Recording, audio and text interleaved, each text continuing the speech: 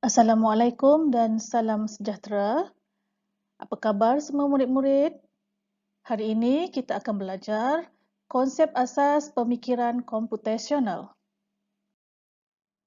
Baiklah murid-murid, sebelum ini murid-murid telah didedahkan dengan konsep asas pemikiran komputasional semasa di tingkatan 1.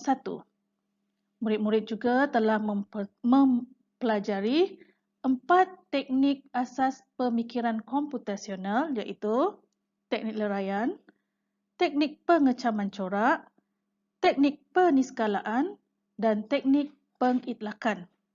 Untuk bab ini, keempat-empat teknik itu akan kita gunakan dalam fasa pembangunan atur-cara. Terlebih dahulu, murid-murid hendaklah memahami fasa pembangunan atur-cara mempunyai 5 fasa, iaitu fasa pertama, fasa analisis masalah, fasa kedua, fasa reka bentuk atur-cara, fasa ketiga, fasa pengekudan, fasa keempat, fasa pengujian dan pepijatan, dan akhir sekali fasa kelima, fasa dokumentasi. Cuba lihat contoh penyelesaian masalah di bawah ini. Soalannya, bina atur-cara mudah bagi mengira luas dan perimeter sebuah padang bola yang berbentuk segi empat tepat. Okey, ini ialah sebuah padang bola yang berbentuk segi empat tepat. Bagaimanakah kita menyelesaikan soalan ini dengan menggunakan semua teknik yang telah dipelajari sebelum ini dan menggunakan kelima-lima fasa pembangunan atur-cara. Baiklah murid-murid, kita lihat fasa yang pertama, iaitu fasa analisis masalah. Dalam fasa ini, pengaturcara akan mengenal pasti masalah, keperluan sistem dan perisian serta sasaran pengguna. Mengenal pasti input, proses dan output bagi aturcara yang dibina. Menemu bual, membuat soal selidik dan pemerhatian bagi mengetahui keperluan pengguna. Satu teknik pemikiran komputasional yang digunakan ialah teknik leraian. Teknik leraian digunakan untuk menganalisis masalah dengan memecahkan masalah yang besar kepada bahagian-bahagian yang lebih kecil. Kita lihat raja ini. Masalah yang besar ialah membina aturcara mudah bagi mengira luas dan perimeter sebuah padang bola. Daripada masalah besar ini, kita pecahkan kepada masalah kecil dan didapati dua masalah kecil daripada masalah besar ini, iaitu mengira luas padang bola dan masalah kedua, mengira perimeter padang bola. Seterusnya ialah fasa kedua. Dalam fasa kedua ialah fasa reka bentuk aturcara. Dalam fasa ini, pengaturcara akan mula menulis pseudocode. Cikgu yakin murid-murid biasa sudah dengan pseudocode sebelum ni kan? Melukis carta alih, jangan lupa simbol-simbol yang telah kita pelajari semasa tingkatan 1 dan 2. Dan akhir sekali, mereka bentuk antara muka pengguna. 3 teknik yang digunakan iaitu teknik pengecaman corak, teknik peniskalaan dan teknik pengitlakan. Mari kita lihat teknik pengecaman corak dalam fasa reka bentuk aturcara. Sebentar tadi kita telah memecahkan masalah yang besar kepada masalah-masalah yang kecil. Kita dapat dua masalah kecil iaitu masalah yang pertama mengira luas padang bola dan masalah kedua mengira perimeter padang bola. Apa yang kita dapati ialah dalam teknik pengecaman corak, kedua-dua masalah kecil ini memerlukan input panjang dan lebar.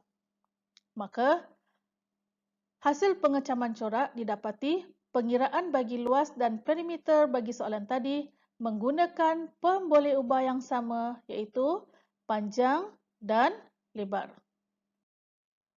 Seterusnya ialah teknik peniskalaan.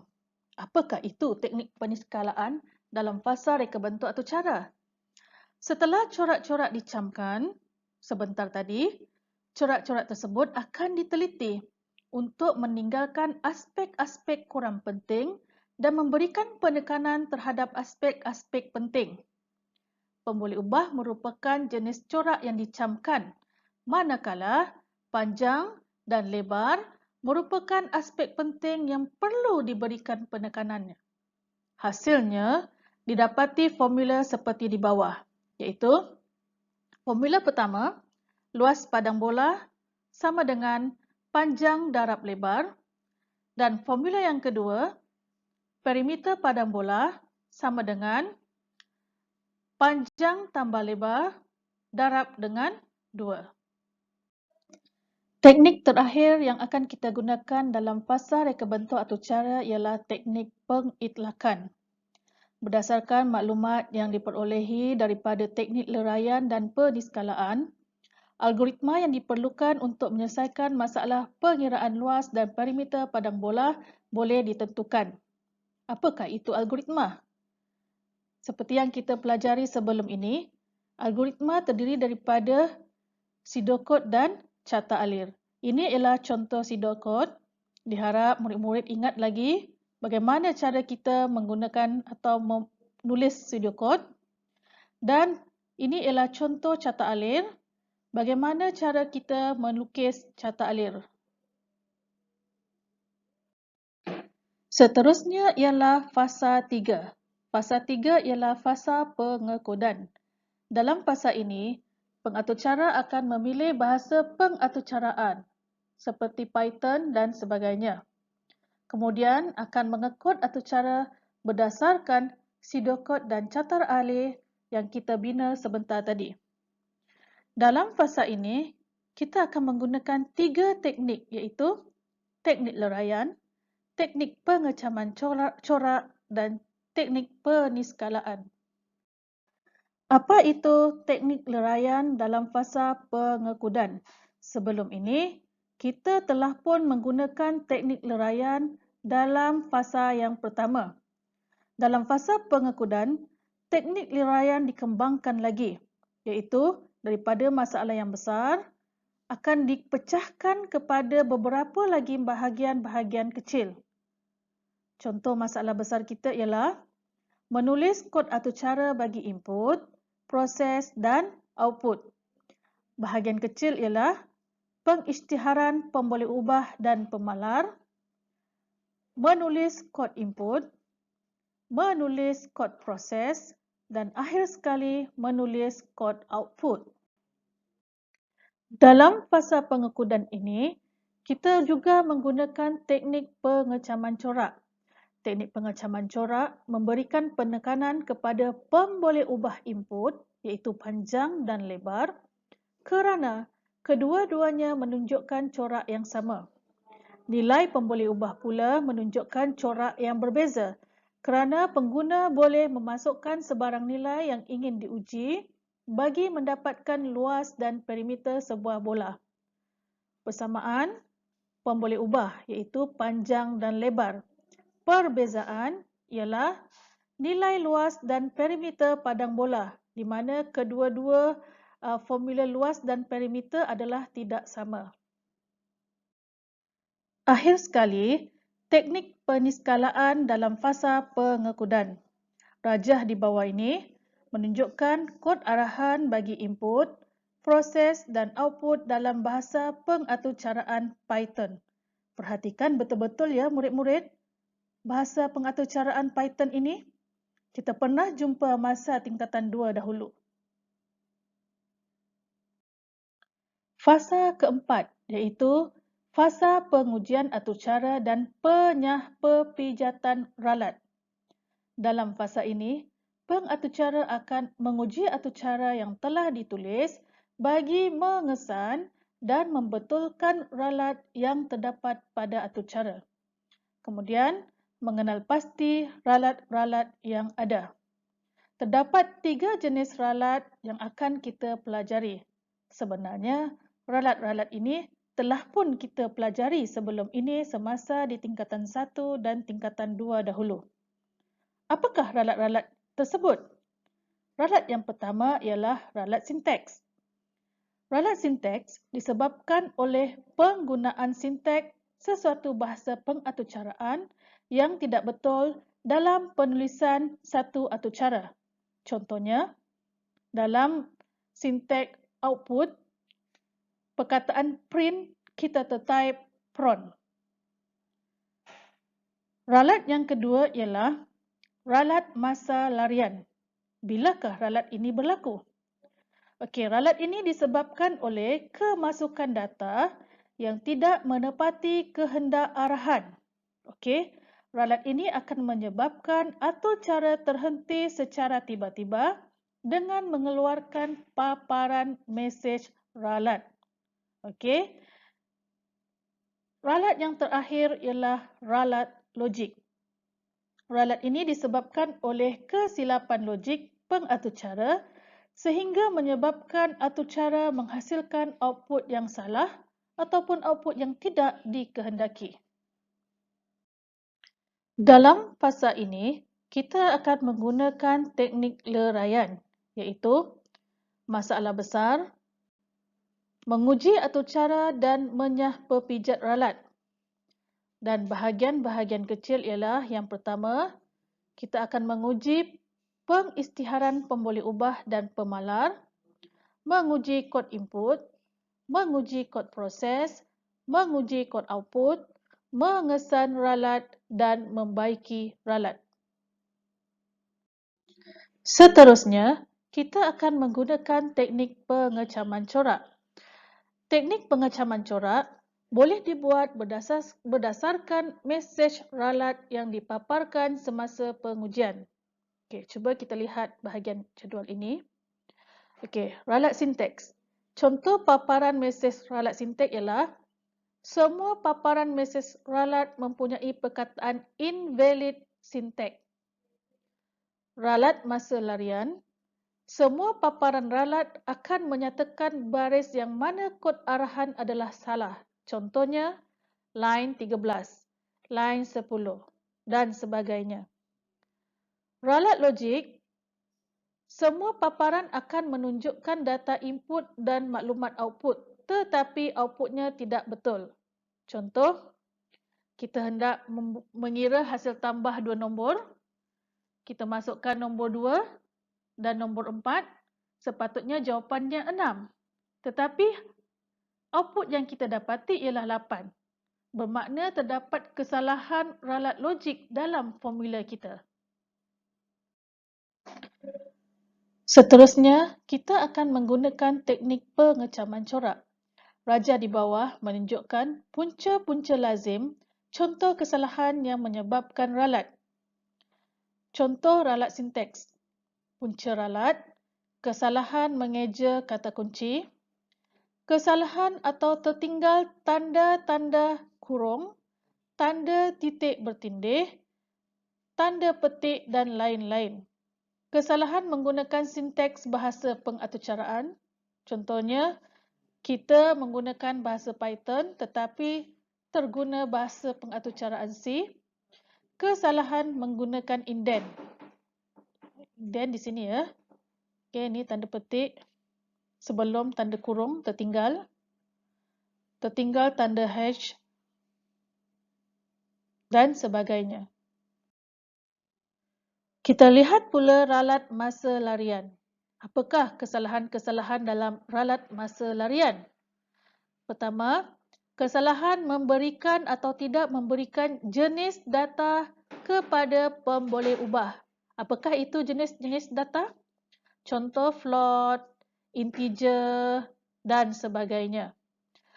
Kesalahan menggunakan pemboleh ubah atau pemalar yang tidak wujud. Contohnya kita type panjang lebar. Tapi di sini kita type P huruf besar, panjang. Maka berlakulah kesalahan menggunakan pemboleh ubah. Tidak sama. Seterusnya, kesalahan melakukan pembahagian sifar. Keempat, kesalahan menggunakan operator matematik dan operator logik pada pemboleh ubah yang berjenis data string. Contohnya, kita buat operasi tambah, satu pemboleh ubah itu bernilai float dan satu lagi bernilai string. Maka berlakulah ralat masa larian. Seterusnya ialah ralat logik. Apakah punca-punca yang menyebabkan berlakunya ralat ini? Yang pertama, kesalahan membuat pengiraan. Contohnya di sini kita lihat, untuk mengira perimeter sepatutnya ialah panjang tambah lebar, tetapi kita menaip simbol darab. Maka berlakulah ralat logik di sini. Kedua, kesalahan ungkapan boolean. Dan ketiga, kesalahan menggunakan operator. Seterusnya, kita akan menggunakan teknik peniskalaan.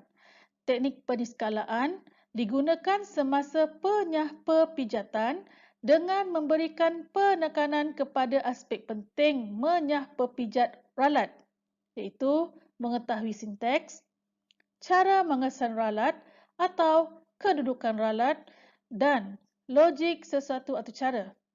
Penyah pepijatan ialah proses mencari dan membaiki ralat yang berlaku. Oleh itu, kita boleh definisikan teknik peniskalaan dalam fasa pengujian atau cara dan penyah pepijatan ralat sebagai mencari dan membaiki ralat baris demi baris. Di sini ditunjukkan contoh atau cara ralat sintek yang telah dibaiki dengan menaipkan simbol kurungan seperti yang ditunjukkan di bawah. Ya, simbol kurungan tertinggal.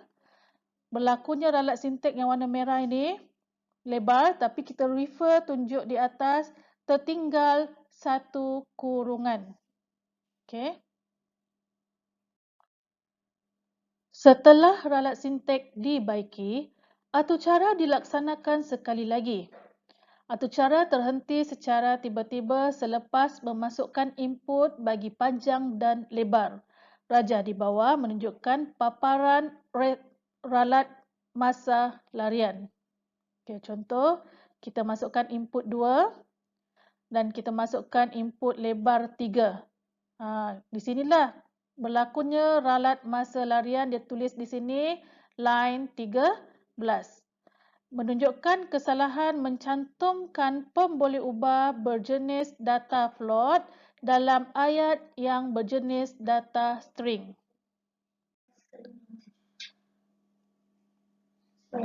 Kejadian ralat ini berlaku di baris 13. Jadual di bawah menunjukkan kod arahan yang menyebabkan ralat dan cara membaiki ralat ini. Kod arahan yang mengandungi ralat kita dapati dalam string, simbol tambah digunakan untuk mencantumkan dua string. Jika nilai pemboleh ubah bukan string, ralat akan berlaku. Okey. Sepatutnya kita tidak boleh menggunakan simbol tambah. Simbol tambah ini untuk mencantumkan dua string atau lebih. Sebaliknya kita tukarkan dengan simbol koma. Okey. Setelah ralat masa larian dibaiki, atur cara dilaksanakan sekali lagi. Rajah di bawah menunjukkan output yang diperoleh apabila nilai panjang dan lebar dimasukkan. Nilai perimeter yang dikira oleh atur cara adalah salah. Ini menunjukkan terdapat ralat logik pada atur cara. Contoh, pada atur cara tadi, pengguna memasukkan nilai panjang 2, nilai lebar sebagai 3. Atur cara mengira output untuk luas padang bola ialah 6 dan perimeter padang bola ialah 8. Pengekudan tanpa tanda kurungan menghasilkan output yang salah. Contoh atur cara kita didapati tiada tanda kurungan 2 tambah 3 ini. Maka kita baiki ralat tersebut dan akan mendapat hasil yang betul. Setelah kesemua ralat dibaiki, paparan kod arahan Dan contoh output yang diperoleh adalah seperti di bawah. Ini ialah contoh atau cara yang telah siap kita baiki baris demi baris. Dan setelah dibaiki, hasilnya adalah seperti di sebelah. Ini adalah contoh output.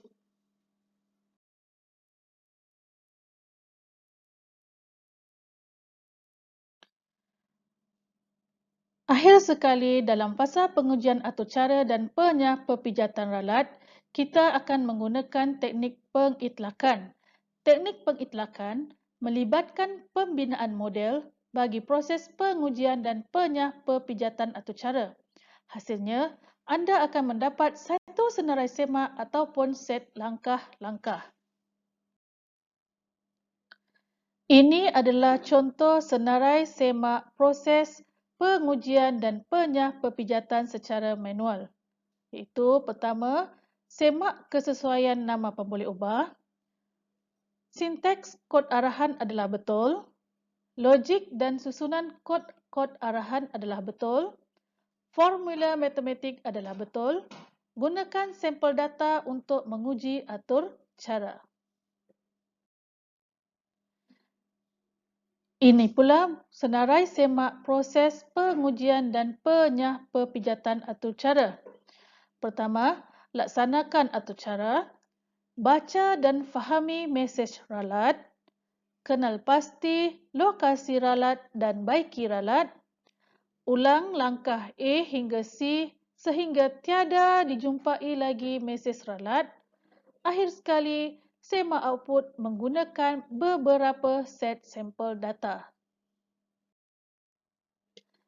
Baiklah murid-murid, fasa yang terakhir sekali dalam fasa pembangunan atau cara ialah fasa dokumentasi.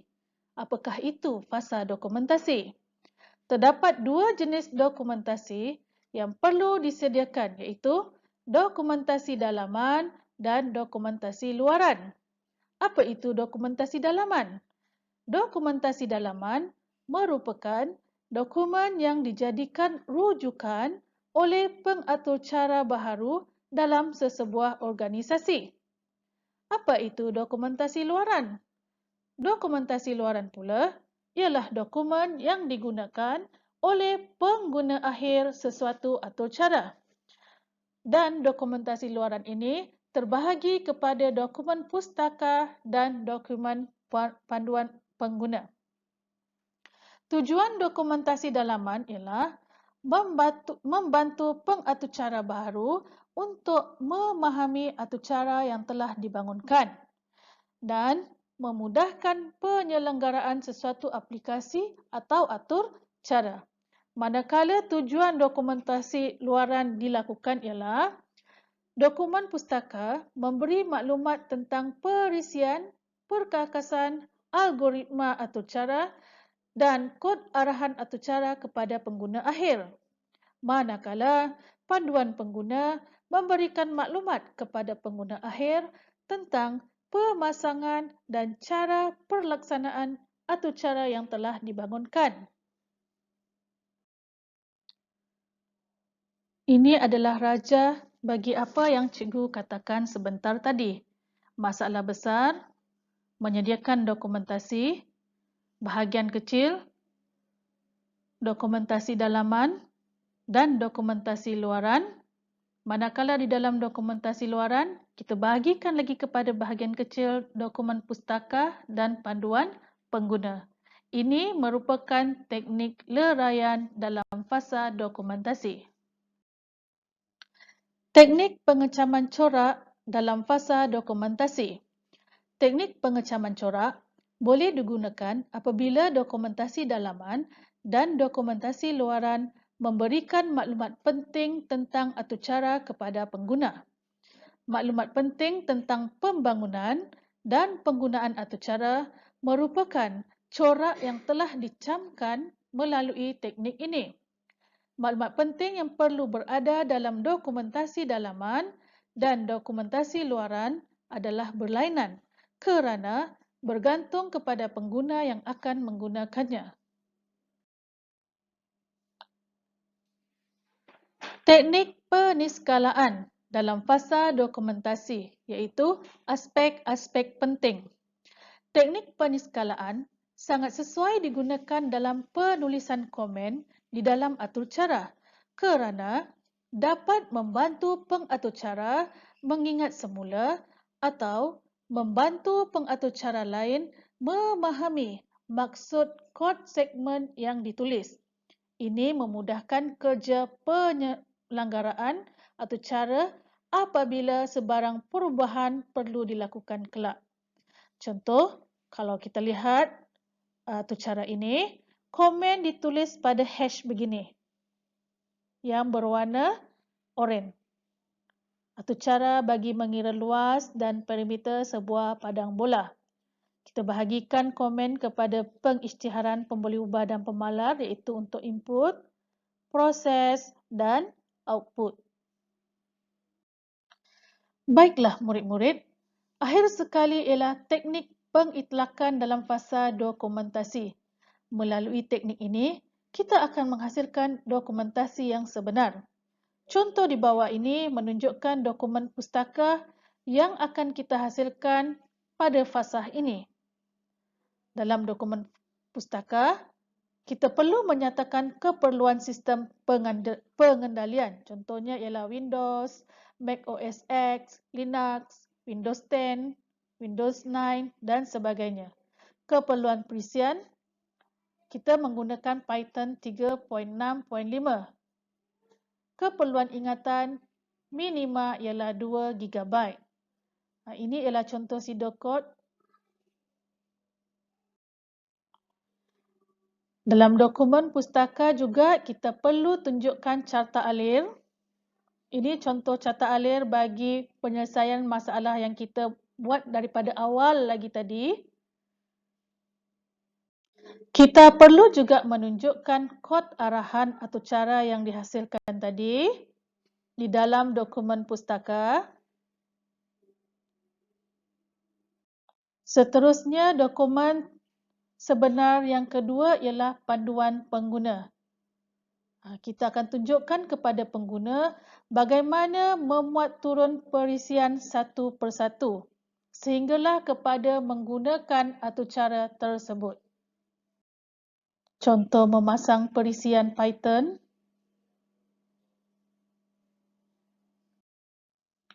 Contoh lengkap memasang perisian Python menggunakan Windows.